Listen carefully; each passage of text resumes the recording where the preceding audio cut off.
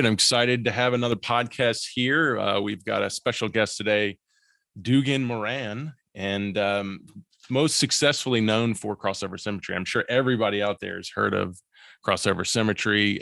It's been around for a long time. It's become a kind of a household name in baseball and it's in other fitness industries, and it's just a great product. We use it here at TopVelocity. And this has been the inspiration of Duggan. Also, too, what I'm excited to talk about is what he's done in developing armcare.com and all the exciting things that he has set up into the future with it, and all the great information, education, and tech that it's bringing into the baseball community. So I'm really excited to have you, Duggan. Thanks for coming on, man. Yeah, thanks for having me. So let's kind of start there. Two big company names that you've worked really hard to develop that have brought a lot of value into this sport of baseball. Let's talk with crossover. How long has crossover symmetry been around? So the concept, started, if I start at the beginning, which is the origin, it was truly developed out of need. I mean, I wanted to play pro ball. I was a college senior. Just got done playing. I played at University of Washington, and I kind of went in as a two-way player, but kind of found myself, hitting and not pitching at all. And I got done playing. I didn't profile as a first baseman. We're back in the era of McGuire and some of these guys hitting 500-foot home runs. So kind of a different era of baseball, I feel like. And I was like, I'm not fast enough to play in the outfield, so my only option is, to get on the mound. I was left-handed, so I had that going for me. And I went to my dad. My dad's a physical therapist, and said, help me develop a shoulder performance program, something that's going to strengthen my arm so I can get my velocity up. I went out with one of my buddies and gunned myself. And, I'm a fully developed college senior, and I was topping out at 85. It's like, I'm not going to get a shot playing and throwing 85. So we developed this routine, which ultimately is now crossover symmetry. So it's this band routine that I was using religiously. I worked my butt off in the weight room. I killed it in there. I ate perfect, and I really dedicated myself for about 4 to 6 months. And I ended up topping out at 92 miles an hour, and I got a chance to play independent baseball in the Frontier League for a year. And unfortunately, I didn't throw enough strikes to stay in pro ball, but gotta get. I was able to get paid playing baseball, which is super cool. It was one of my dreams to do. And when I got done playing, it was really obvious what I needed to do. I needed to take this program and professionalize it and get it out to the world, because there was nothing else like this. Simultaneously, my dad in his physical therapy clinics in Colorado Springs, he had 5 clinics in there. And so he put one of these stations in all 5 clinics, and he was getting better results than he had in his whole career with the shoulder rehab. Like, typically a player would come in and, he'd have shoulder impingement symptoms. So what was it? It was rice, right? And so it's, what is it? Rest, ice, compression, elevation. Yeah. And since they've debunked that, but that was kind of the model. And then it was a slow rehab process, and the guys, out 2 to 3 weeks before they're going, and in season, that's not an attractive, thing to do. So he would actually get them in there, and they would be painful, limited range of motion, doing this movement right here, this D2 flexion movement. And through the progress, and that's one of the things that I think is the beautiful thing about crossover symmetry, it's not just these randomized exercises thrown at you. There's a sequential order where movements are layered upon each other. And so we start with a row, we start with, some scap retraction, and then we pair some external rotation with that when we do some reverse fly with a little external rotation. Then we work, with the pull down. And so the first 3 movements are really scap specific. Okay. Make sure the shoulder blades are set in a good position, moving correctly. And now let's start activating the cuff. And through that progress, an athlete who was painful would be able to go through that progressively and without pain. And by the time they're to our last resistance, they'd be full range of motion, pain-free with resistance. And it just completely changed how he rehabbed. And so now he's able to do that. And in less than a week, we got the player back, playing and pitching. So that was the origin of it. I remember going to my first ABCA show with it.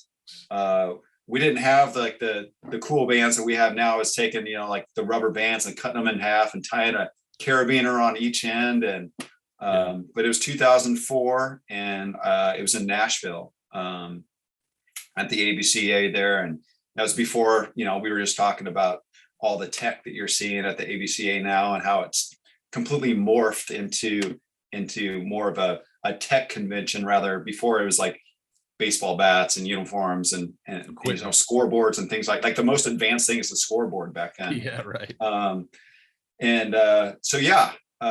We took it there and got some feedback. We actually had a couple people buy it, and then I got into coaching after that. So I coached at University of Washington as a grad assistant. I coached at a community college, in the area, and then I went over as a volunteer assistant at Washington State University, and it gave me a chance to kind of take this program that we've created and test it with a bunch of other players.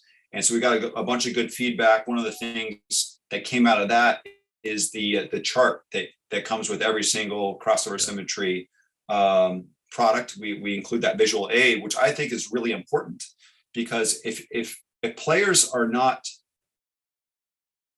strengthening the shoulder appropriately, they can become imbalanced.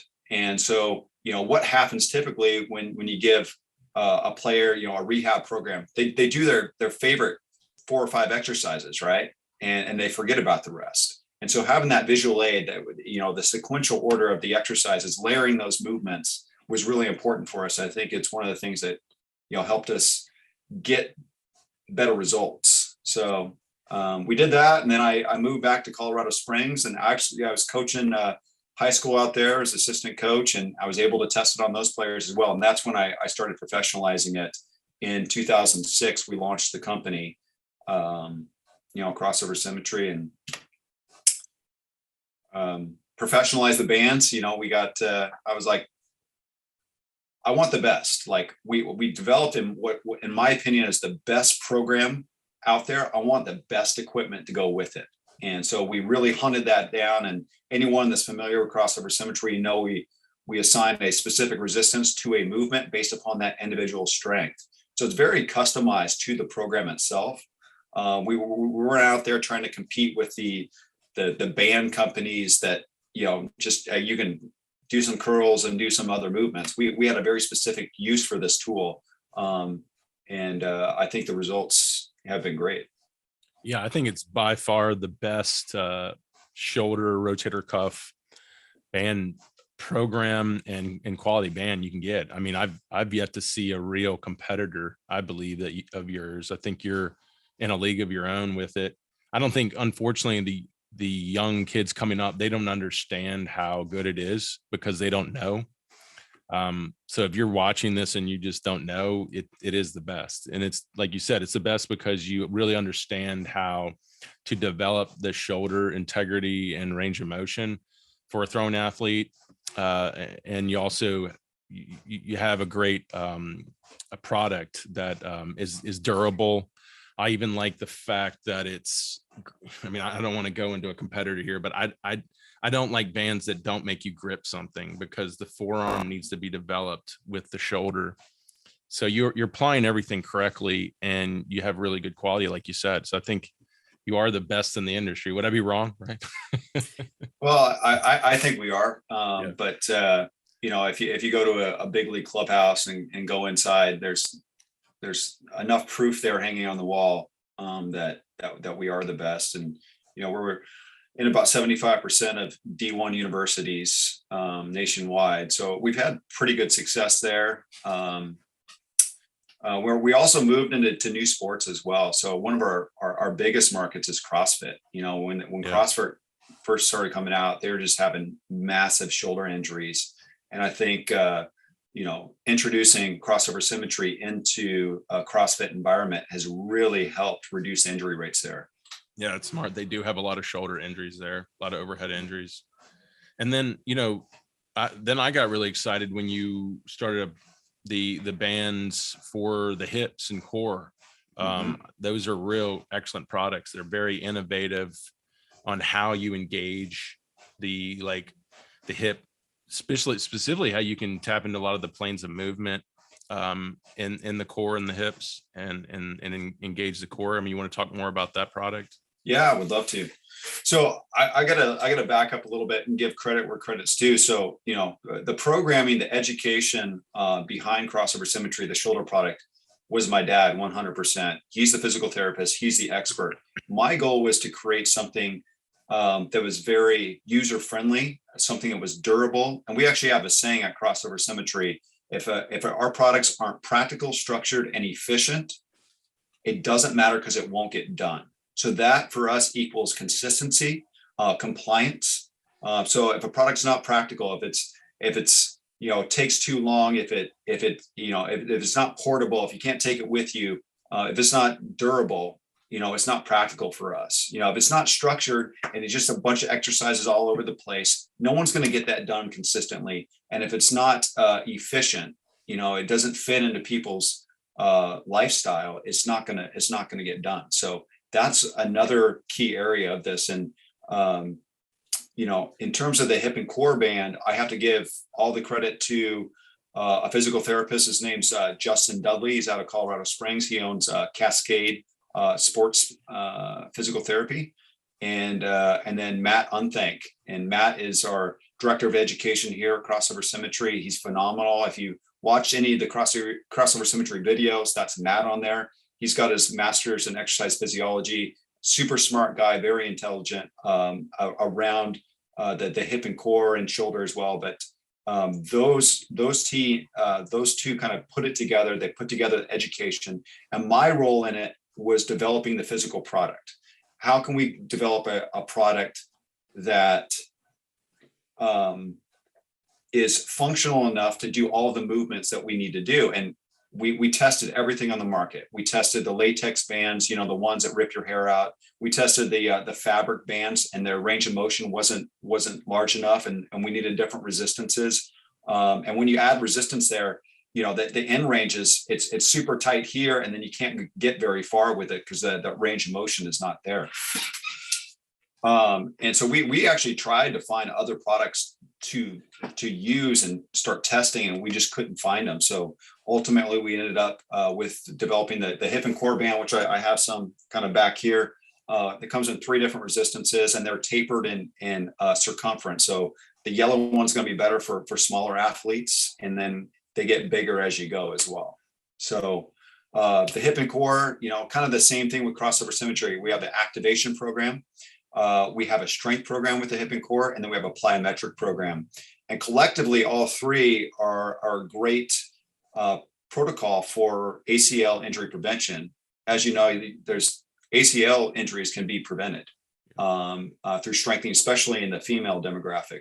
But definitely, it's been very popular. We got a bunch of major D1 football teams, using the hip and core. Soccer, it's really popular as well. So. Awesome. Yeah, it's a great product, and it really completes like your whole system of training. I think, bringing in the lower half, the hip capsule or the hip complex into the shoulder, I think is smart, because there's, studies show there's a direct relationship to them both. They're kind of like built on top of each other. So I was really excited when you brought in the hip and core, because I felt like that was a little bit, or that would have completed your whole kind of mission with the upper body, I think. Because there's a lot of studies showing that the shoulder health is linked to the hip mobility and hip integrity and stuff as well. So, yeah, so I love that connection. Yeah. So, what is now then? Like, let's jump into the new venture with armcare.com. Like, where did that come about? Why all of a sudden this whole new mission and movement into armcare.com?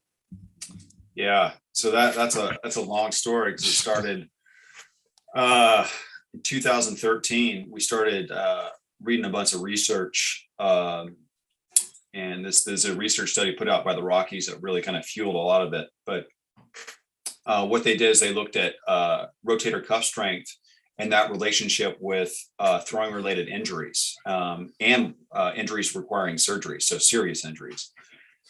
And what they showed in the study is if you have weak external rotators comparative to the other players, you're at a higher risk for injury requiring surgery. If you have weak supraspinatus, which is kind of an elevator, also a rotator cuff muscle, higher risk of injury. And then the other thing that was a little unique is they looked at the shoulder balance. And I'm left-handed, so I'll do it with my left arm. So we look at the strength for the internal rotators versus the strength of the external rotators. And that ratio, the wider the strength gap, either way, the higher the risk of injury.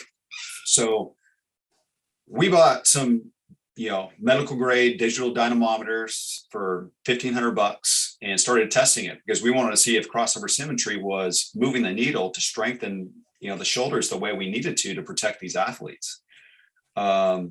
And so we started testing on it, here in-house. We would go to Perfect Game events and do some testing over there, at our event tent. And we had a bunch of athletes come through, and it was pretty amazing to see two things: how weak athletes were and how imbalanced they were. It would blow your mind. And I think when we talk about the term arm care, most people think arm care, okay, my arm care is I'm going to grab some bands and I'm going to do some exercises before I throw, just like kind of a little warm up.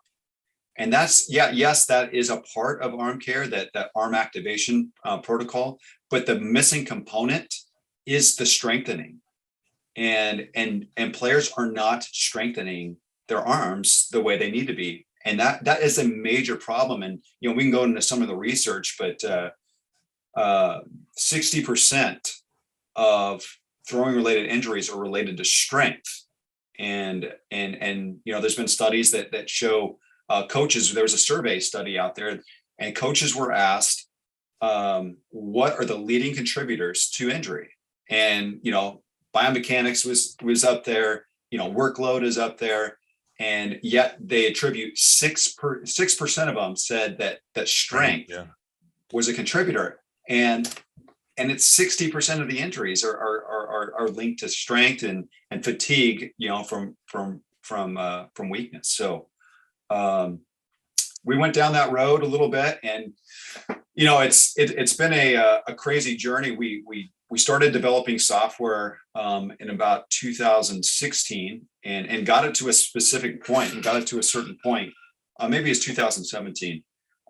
Because we outgrew the Google Sheets and all the the spreadsheets that we were entering our data, and really identified there's a need for this. Players need to know if they're strong and if they're weak, and they need to be monitored throughout the season and to make adjustments to their throwing workloads as well as their training protocols. So we put this together, and I started building software, and as a web-based program, so it would work on any kind of desktop or laptop, computer. It wasn't a mobile app. And we got really close to getting ready to launch it. We actually showed it at an ABCA, and but the linchpin, the thing that was difficult for us to really have widespread adoption is we were using a digital dynamometer that costs $1,500. And there's not a lot of individuals that are going to drop $1,500 on a strength tester, right? So that's what a dynamometer is. It's a strength tester. And I was researching. We are actually working on developing our own dynamometer at the time.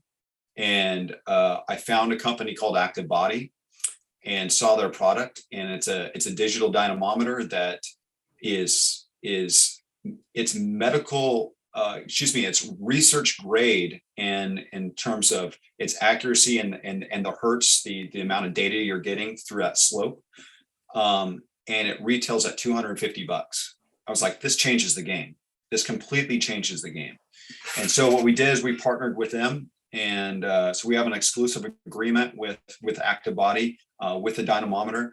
And and so we're able to now use this tool, and I completely scrapped all the old software, and we're like, okay, we're gonna come at this from a different angle, because previously I would have needed a clinician, an examiner to hold this dynamometer, because that's how it used to be done. You're on a table and you're pressing into this device to see how strong your rotator cuff muscles are, right?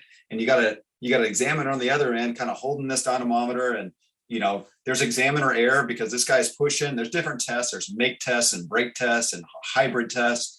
And it didn't yield very accurate results. And I saw this product, we vetted it.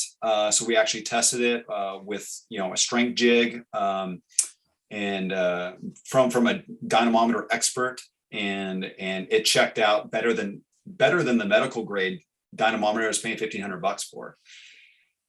And it was Bluetooth, enabled, and we can create an app and make this player led. And so that led down the whole journey of taking it from a kind of a clinician based software and moved it to a player design app guided program. So now players on their own time can go in there and test their arm strength and see the data that they're going to, number one, is going to give them individualized training, but number two, it will help them make adjustments to their throwing workloads based upon how their arm's responding to the stimulus.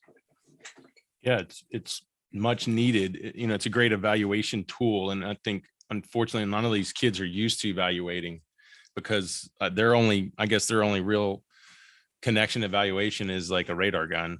I mean, you're evaluating there. So it's like getting them used to evaluating in other means is so important, because it's not just going to be effective in health. It's going to be effective in performance. I mean, the first step, you should always be evaluating your health, but you can also to evaluate your performance. Like, why is my performance down? But the point is, that was an exceptional move. I mean, I remember when you had sent me the product and when you were beta testing everything, and I knew I could see you going in the right direction, because you do got to get it out of a clinician's hands. You do got to make it affordable if you're really going to get baseball to all these individual players to really want to use it, and that's a challenge to do. I don't think the young kids in this game understand how hard it is to do something like that. And then when you have something like that, how valuable it is to have something that's affordable, that you can assess yourself without even being a medical professional and get real hard data that's going to be very actually significant in your overall health. I think it's an exceptional product because of that. Yeah. It's been a long road. And, we, about a year ago, we hired a guy named Ryan Croton, and he's got his PhD in biomechanics, and he was a director of performance integration at with the Los Angeles Angels, which meant he oversaw sports science and strength and conditioning, as well as some features of scouting as well. And once we started working with Ryan, it completely changed the game. I mean, this guy is incredibly smart, really knows what he's talking about, and completely 100% believes in this product and our mission and what we're doing. He feels like this is going to put a major dent in this explosion of injuries that we're seeing, even more so at the youth level. And so once we brought on Ryan, Ryan says, hey, we got to get this guy. His name's Jordan, and I've worked with him with the Angels for the last 4 years, and Jordan was with them for the last 6 years in many different roles. And so right away we hired Jordan, and Jordan's kind of more of an on the field expertise, making throwing adjustments, and based upon data he's collecting. He worked for Tom House for a long time as a young guy, and kind of was conducting a lot of the research that Tom was doing. So he's very well versed in that as well. So it's been a wild ride the last year, with that crew. And when you hired Ryan, I was a big fan of him. I read all these case studies all the time, and he's done I don't know, 50 of them. I mean, it's an insane amount he's put together. And, he really, I think he was the one to disprove the pitch count the pitch counts work. I mean, he did a lot of great research showing that it's really not an effective way to understand or to protect arms.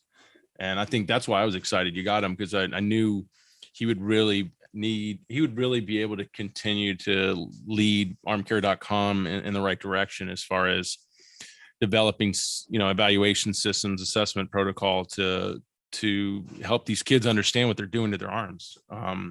And I think you couldn't pick a better person to do that. I think that's really been his mission, Yeah. And what blew us away. So initially, we're meeting with Ryan. So he's got incredible vision, right? But what blew us away was he goes, I attribute 75% of throwing related injuries to strength, weakness, and imbalance. So imbalance is extremely important. We can talk about that.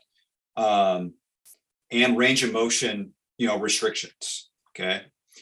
75%. And he goes, I attribute about 5% to biomechanical flaws.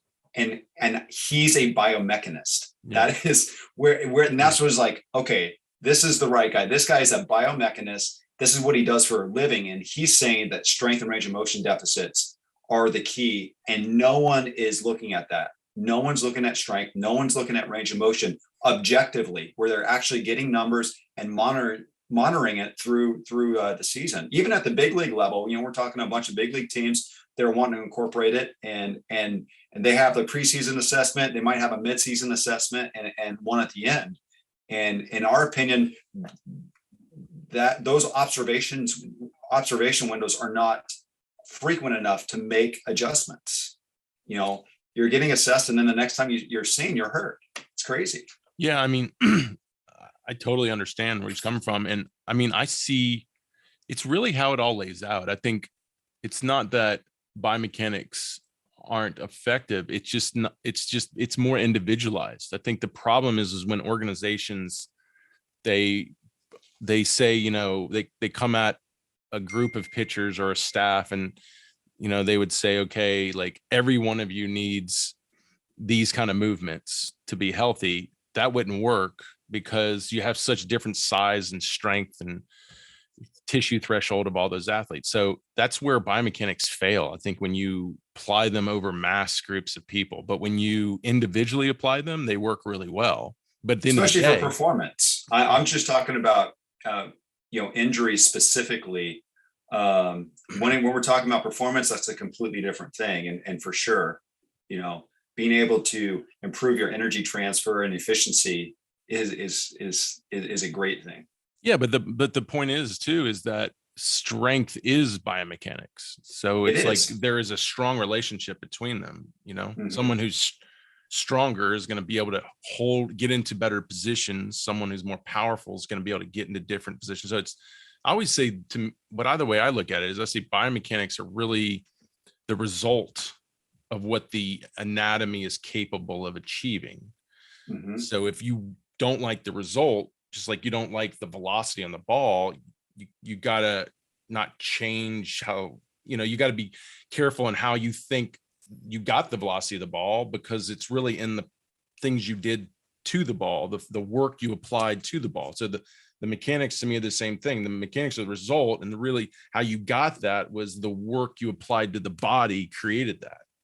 100%. Right. So it's a hard concept to understand. It's hard to even talk about, but but the point is like you're on the right lines, like really, because strength is a real core foundational piece to health. It's a huge piece. I mean, it's almost everything. That's what pretty much we're saying. And that's where I think baseball's gone wrong, because baseball overvalued mechanics and undervalued strength. I don't know why they went in that direction, but they did. And now you have still today coaches telling kids it's not important that they lift weight over their heads. And I'm like, really?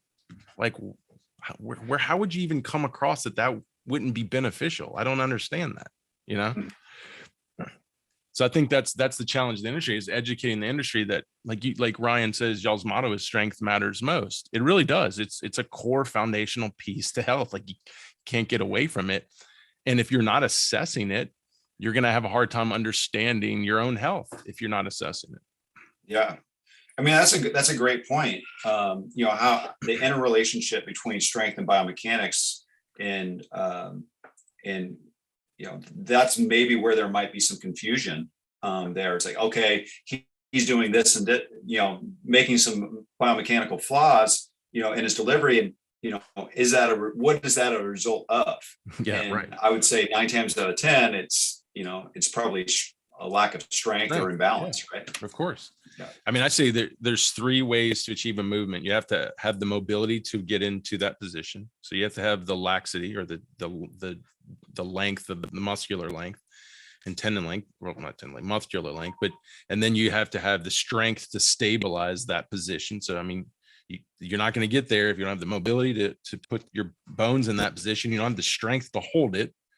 And then if you don't have the speed or power to get out of it, if you can't do those 3 things, you're not going to actually be able to achieve any biomechanical or pitching mechanics or hitting mechanics. So that's what I was saying. Strength is a foundational piece of you actually being able to achieve a movement. And if you don't have that, not only is it going to hurt performance, but say you're able to slip into it every now and then, but then we're going to be dealing with strength endurance. Like, okay, you did it 2 times. Can you do it 30 times? You know, and then this is the real value of strength and what you're assessing, right? Isn't this what armcare.com is assessing? Is that it's so you can understand how well are you basically enduring or surviving the stress and torques and the workloads of these movements. You want to dive into that a little bit about the key metrics? Yeah, go. I mean, Ryan talked about one that I really liked, and you can add on more. He talked about pounds versus miles per hour. I think y'all have some ratio on pounds. Yeah. I thought that was strength velocity ratio. Right. You want to talk from there? You want to talk about that a little bit or no? Yeah. So we look at, you know, our key metrics are phenomenal. And that's one of the things we were doing when we were developing the app. It's like, okay, we got a ton of data. How do we make this data actionable? How do we present the data in a way that these players are going to understand, okay, these are the things I need to focus on, or these are the adjustments I need to make. So that was our goal with the key metrics. So the first thing we look at is arm strength. And when we look at arm strength as a part of a key metric, we're looking at relative strength, which means we're looking at your strength relative to your body weight. And so when we look at internal rotation strength, we want the guys to be greater than 20%. We look at external rotation, greater than 20%. And then we look at scaption and grip. So those are our 4 tests. We want you over 15% body weight strength. Okay, and so why do we choose those numbers? Yeah. I want to talk about that. I think because that's still along the lines of what we're talking about. It has to be individualized. Like if you were just doing, the problem with strength is, and tell me if I'm wrong, is like, for example, if you got a guy bench pressing 500 pounds, well, that sounds impressive unless he weighs 600 pounds. It's not that impressive, right? If he weighs 200 pounds, that's impressive. So that's why strength based on body weight is so important to understand, because, well, your body weight's going to determine how much stress you can put on your arm. And obviously bigger people can put more stress on the arm, but at the same time too, bigger people should be stronger to be able to handle that stress. So talk about how that relationship to strength and size is so important. Yeah, I think there's another component, especially at the youth. So obviously the relative strength scales down to amateur baseball and youth players, right? Because they're going to be, you know, lighter than, you know, your high school, collegiate, professional guys. So it really scales down and makes it appropriate. One of the things that a lot of people don't take into consideration, I think it is one of the reasons why there has been just an explosion of injuries at the amateur level. That's where we're seeing the biggest increase in Tommy Johns at the amateur level. Is, you know, you have these like critical years of growth, right? So you have players are growing, you know, I'm thinking 13, 14 years old, right? So what happens at 13? So the first thing is you go from the little league field to the big diamond, right? And so now all of a sudden you're throwing across the diamond. If you're pitching, you're throwing from greater distances. So you're going to be creating some additional stress in your arm that way, right? 13, 14 is the peak of growing, right? And so these guys go through these major growth spurts. What else happens? The most of these athletes at 13 and 14 are not participating in a well-designed strength program at that age group, right? So, and most of them are starting to throw harder at that age. So you have this like perfect disaster. Yeah, it is totally. And not only that, they're using, let's go into the biomechanical problem. The biomechanical problem is they're using the mechanics of when they were younger with the bigger body. It's like, that's why it's clunky. It's like when now you got a bigger body, things should change. Biomechanics should change, but your muscle memory is still from what you've been doing for the past year or two. It's such a hard transitional period for them. And so I feel like there's a lot of injuries that occur in that rate. And, 13, 14 is also the travel ball. And I don't even want to get into travel ball, right, but exactly. I've seen it firsthand here. And this is a major problem. Hopefully more people, listen to this can understand that this is a problem. But you go into a tournament and you play 5 games in 2 days. So how many arms do you need to play 5 games in 2 days? And these are 7 inning games, right? Well, most of them are time limits now. They're normally 2-hour time limits. 5 to 7. So you need at least 10 pitchers. At least 10 pitchers, right? Right. If they're and all so what happens is, but if you're a travel ball club and you're trying to keep your roster down, so these should be 10 fresh pitchers, not guys you're pulling from the field, right? Exactly. And so you got to exclude the catchers from that, and so anyway, they have these limited roster sizes, and they go out to these travel ball tournaments, and most of the time, it's well-intentioned dads that are coaching, and they're going out there and they're just smoking these players. And the criminal part of it is some of the travel ball organizations are allowing players to throw up to 8 innings in 2 days. Yeah, because they can get around the pitch count rules. That's why Ryan said it doesn't work. It's incredible. And some of these, these athletes, they're let's be honest, their inning totals or pitch inning totals are going to be a lot higher than, at the big leagues or at and even in college, because they're not as accurate, right? You're going to have more walks. You're going to have more mistakes. And so you're going to be running up these pitch totals. So it wouldn't be uncommon for some pitcher to average 20 pitches per inning. You multiply that times 8 innings. Yeah. And here's the thing. Over 2 days. And a lot of people think because the kids aren't throwing as hard as major league pitchers, it's somehow less stressful. It's not true. I've seen the studies looking at internal rotation torque. So the stress you're putting internally, like in rotation on your shoulder, the torque's based on body weight. So once again, we've got this study can normalize it to body weight. We got to remove body weight because each body's going to put in different levels of torque. If we take basically like you're doing with your data, how well do you apply it based on your body weight? Pro pitchers by far put the least amount of torques on their arm, than even youth pitchers. It's not even close. So the point is that you can't even say because they're not throwing hard and say they're throwing the same amount of innings as a major leaguer, but they're not throwing as hard as him. It's less stress. No, it's actually more stress.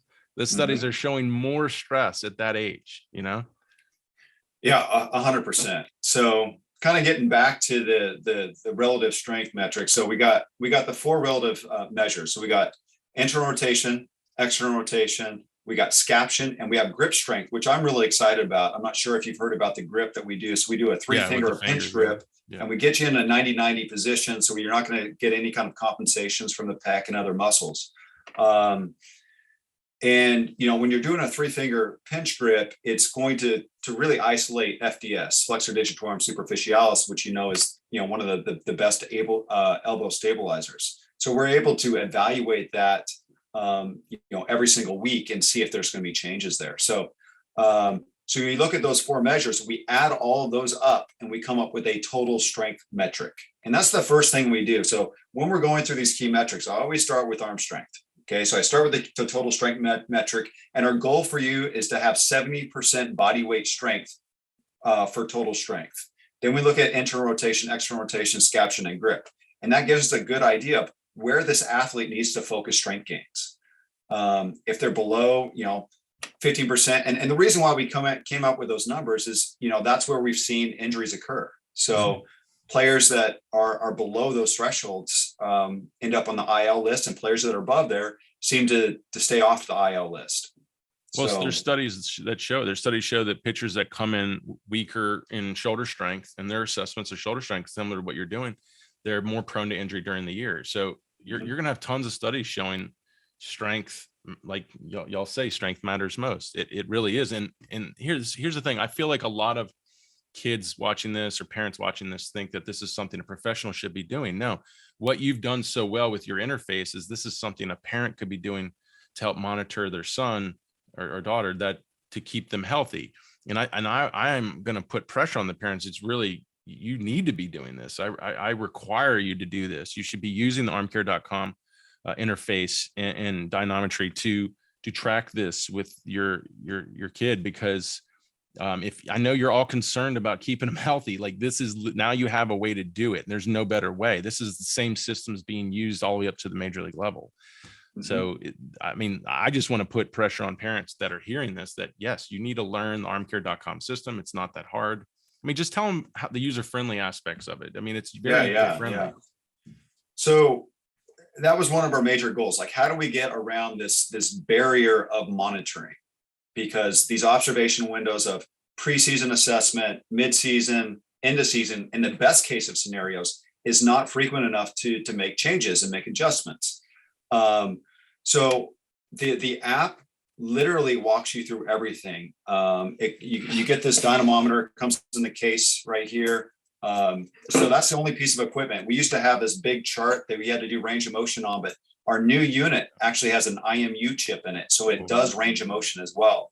So literally you go up to a wall and you go here, you have the dynamometer attached on your wrist, and it calibrates, it gives you an audible beep. You go into internal rotation, you hit anywhere on the screen and record your internal rotation. Now we go into external rotation, start, calibrate, boom.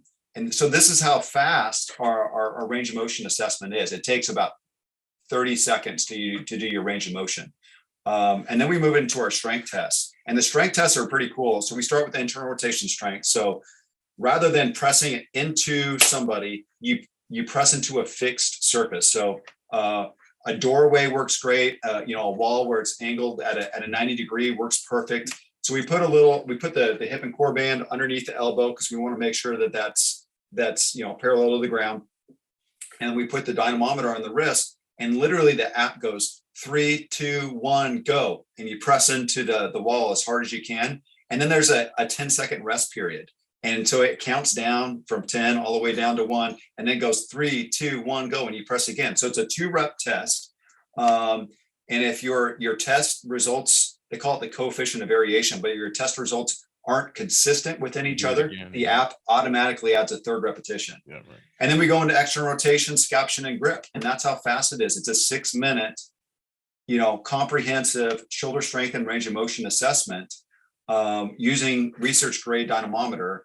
And you can monitor yourself as frequently as, every day if you would like. But we advise everyone to test at least once a week. And so we're able to identify how well is the arm recovering week over week. And so do we need to make adjustments week over week? We also have a post test. So let's say, for example, the best time to do your fresh state exam is on your bullpen day, because that's typically going to be when you're working with your instructor, or if you're playing, if you're a starting pitcher, your bullpen day is going to be when you're most fresh. You want to do that before you throw. Take 6 minutes, so it's not going to take a long time. And then we have a post exam as well, which I'm really excited about, and it allows us to evaluate arm fatigue. And so you do the same assessment within 30 minutes of throwing your last pitch and what it tells us, and then you enter in what your workload was. So if you had a bullpen, a velo day, if you pitched in a game, we're asking you some information around that event, and we're able to determine how much strength you retained from your fresh exam. And if you're losing more than 10% of your strength, we know that you're pitching while you're fatigued, which is the number one risk factor, right? And so we want the 10% is kind of our threshold. And we've seen some players who lose up to 20% of strength, in their outing, whatever they're doing. And then we see players who actually potentiate and get stronger in their post-test, which is an awesome sign. I mean, that's ultimately what we want to see. Yeah, and you're 36 times more likely to have injury if you're fatigued. So it like you said, it's a core principle. You really need to understand where your fatigue level is, and it's really dependent on your strength, and your strength is going to tell you, where your fatigue is. And at the end of the day, then I'm going to come in and say, hey, I can work on that with our methods and make sure you're not losing so much strength when you pitch, because there is a lot of arm use there, and we've got it biomechanically through strength, through speed, through mobility, get out of that and put less on it. So that's why I love your device, your tool, because it'll allow my athletes to assess what their work has been doing. Are they getting actually better? Are they becoming better movers? Because if they are, they should see better measurements. They should see better strength endurance, better recovery. And it's important to empower the athletes to take care of their own health.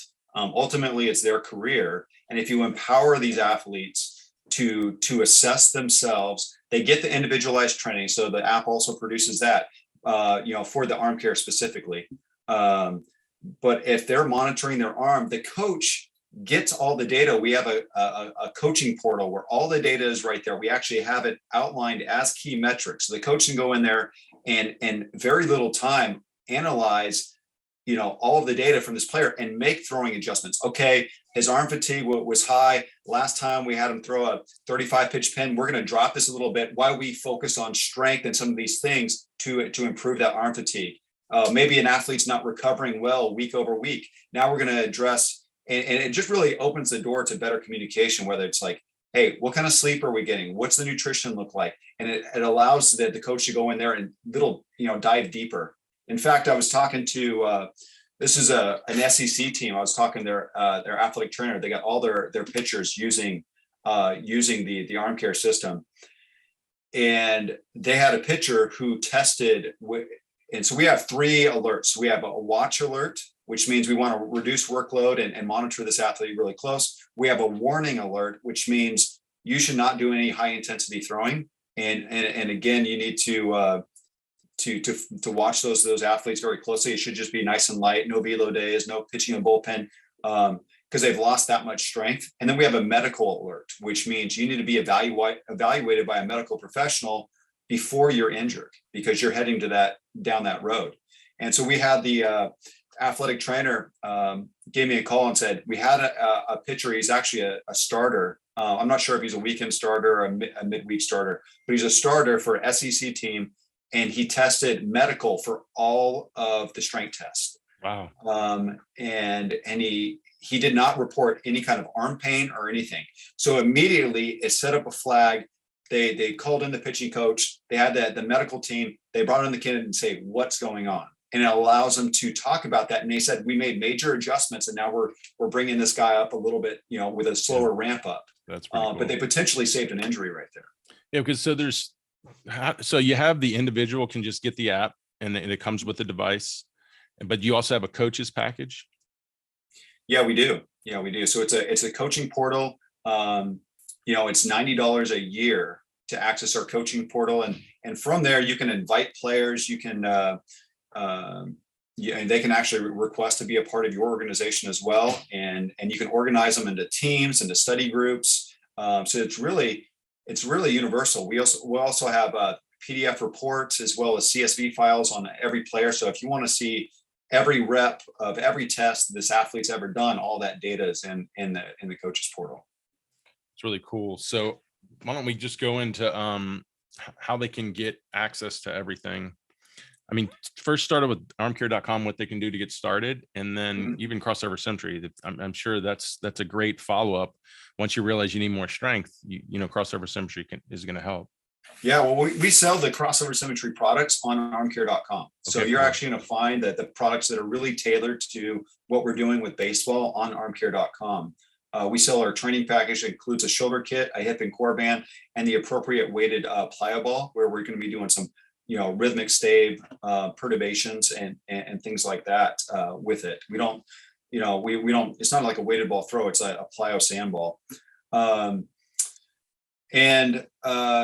that can all be found at armcare.com. We have our assessment package. It starts at $295, and that includes this dynamometer and includes 1 year subscription to the app. You can also upgrade and get all your training equipment as well. But what most people don't understand is dynamometers normally cost $1,500. Right. So to get a research grade dynamometer, 1 year access to the app, where you're going to get individualized training and access to this data, where you can share it with your team, your coaches, your physical therapists, where they're able to see your data, make sure that you're improving and moving in the right direction. It's really inexpensive. That's awesome, man. Well, I think we can kind of end it there. We covered, I think, pretty much everything. Did we miss anything? Is there something we missed? No, I think that's great. Yeah. So I'm obviously a big fan. Use it a lot. I always highly recommend it. I'm highly recommending it again. And I'm excited to, I was just on your armcare.com podcast. Y'all got a great podcast over there. I'm actually excited to have Ryan back on. There's so much him and I can talk about. He knows so much. But I think you're moving in the right direction, man. I think it's great what you've done with baseball, specifically on the amateur level. You're providing services that you should be getting at SEC schools or professional baseball to the individual. And I think you really need to take advantage of it, and don't get scared of the amount of information you're hearing. Like it's something simple. Like I've used the app. I mean, the app he has is just so simple, and it literally, like, follow the bouncing ball, like just follow the steps, and then it's going to give you real insight to what's going on. And I think it's something you need to do consistently. Be very concerned about your career. If you want to stay healthy through your career, I think it's a must-have tool. So I appreciate it, man. If anything else you want to leave, like how they can follow you or anything, or